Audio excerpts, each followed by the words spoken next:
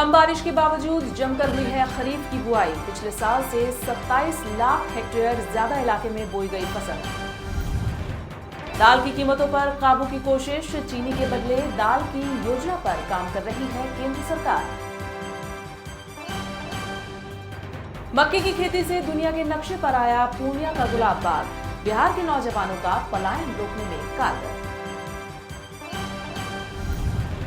और एनसीडीईएक्स पाठशाला में आज हम बताएंगे कैसे गोदाम का इस्तेमाल कर किसान पा सकते हैं अपनी फसल का बेहतर भाव। नमस्कार, आप देख रहे हैं मंडी.com, एक ऐसा शो जो खेती किसानी से जुड़ी ऐसी खबरें लेकर आप तक आ रहा है जिसे देखकर लोगों को किसान बनने की प्रेरणा मिल सके, किसानों को अपनी उपज का सही भाव पता लग सके। किसानों के साथ साथ ग्राहकों के लिए भी हम ये जानकारी लेकर आएंगे कि अनाज तिलहन का भंडारण कितना है। साथ ही किसान यहाँ ये भी जान सकेंगे कि उनके इलाके के आसपास कौन से गोदाम हैं जो खाली हैं। साथ ही खेती किसानी के क्षेत्र में कुछ खास करने वालों को एक मंच भी देगा हमारा ये शो मंडी.com। आपके साथ मैं हूँ चेतना त्यागी। मंडी.com की शुरुआत एक खट्टी मीठी खबर से। खट्टी इसलिए कि मौसम विभाग का बारिश का अनुमान सही साबित होता दिख रहा है। देश भर में 15 अगस्त तक के आंकड़ों के मुताबिक सामान्य से करीब 10% कम बारिश हुई है। तय मानकों के मुताबिक जून से सितंबर के बीच अगर बारिश में सामान्य से 10% से ज्यादा की कमी होती है तो उसे सूखा माना जाता है। लेकिन खबर में मिठास बनी हुई है, क्योंकि सूखे के हालात के बीच भी खरीफ की खेती पिछले साल से बेहतर हुई है।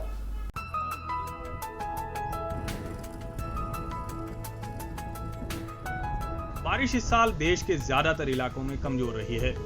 अगस्त महीना खत्म होने जा रहा है, लेकिन अभी तक बारिश सामान्य से काफी कम है। इसकी वजह से खेती पर बुरा असर पड़ने की आशंका थी। हाँ, अच्छी बात यह है कि कुल मिलाकर सामान्य से करीब 10% तक कम बारिश होने के बावजूद खेती की स्थिति इस साल अच्छी दिख रही है। देश में जलाशय का भंडारण पिछले 10 सालों के औसत से ज्यादा है। दरअसल जून महीने में और रह रहकर हुई कुछ अच्छी बारिश ने खेती के लिए जमीन में पर्याप्त नमी कर दी है। इसकी वजह से खरीफ की बुआई पिछले साल से 27 लाख हेक्टेयर ज्यादा क्षेत्र में हुई है। इस साल 15 अगस्त तक के आंकड़े बता रहे हैं कि कुल 890 लाख हेक्टेयर क्षेत्र में खरीफ फसल की बुआई हुई है। बुआई तो बेहतर हो गई है, लेकिन खेत में खड़ी फसल के लिए चिंता की वजह अभी बनी हुई है और इसके बारे में सरकार भी फिक्रमंद है। इसीलिए सरकार ने खरीफ की फसल पर किसानों की मदद के लिए 300 करोड़ रुपए के प्रस्तावों को मंजूरी दी है। ऐसे में ये उम्मीद की जा सकती है कि मॉनसून पर पड़ा अल नीनो का असर फसलों की उत्पादकता पर ज्यादा असर नहीं डालेगा और देश के लोगों को अनाज की कमी नहीं होने पाएगी। ब्यूरो रिपोर्ट, मंडी.com। उम्मीद करते हैं अच्छी बुआई से उत्पादन भी बेहतर होगा।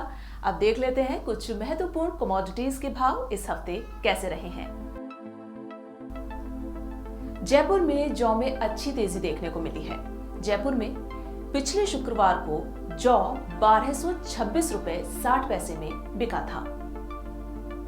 वहीं जौ इस शुक्रवार 1242 रुपए 70 पैसे प्रति क्विंटल के भाव पर बिक रहा है। इंदौर की अगर हम बात करें तो इंदौर में चना 4622 रुपए 70 पैसे से बढ़कर 4719 रुपए 60 पैसे प्रति क्विंटल बिका है। चीनी के भाव जान लेते हैं। चीनी के भाव में गिरावट देखने को मिल रही है।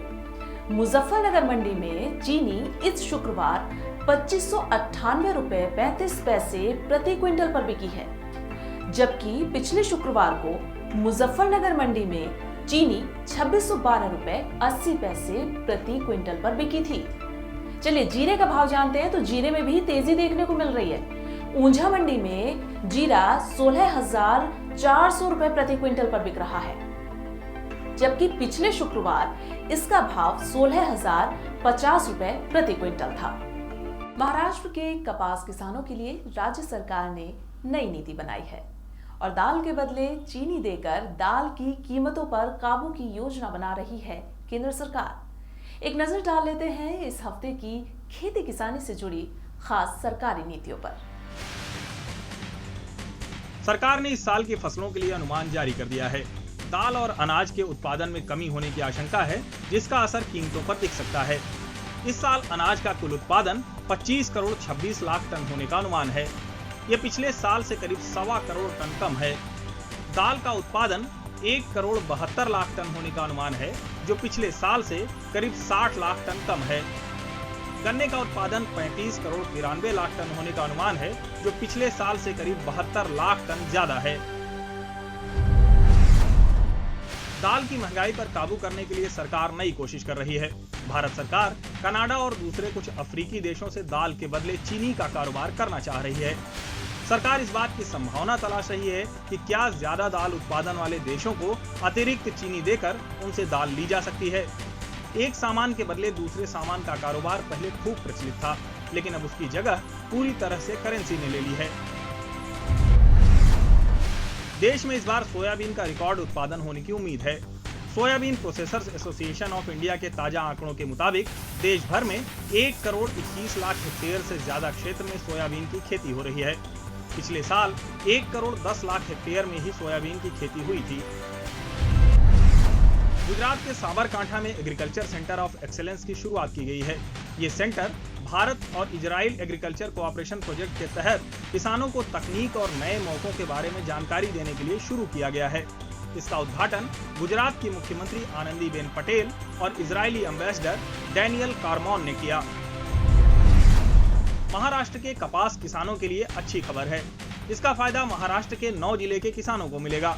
यवतमाल, बुल्ढाणा, अमरावती, जालना, परभणी, नांदेड़, औरंगाबाद, बीड़ और जलगांव के किसानों को इस योजना का सीधा फायदा मिलेगा।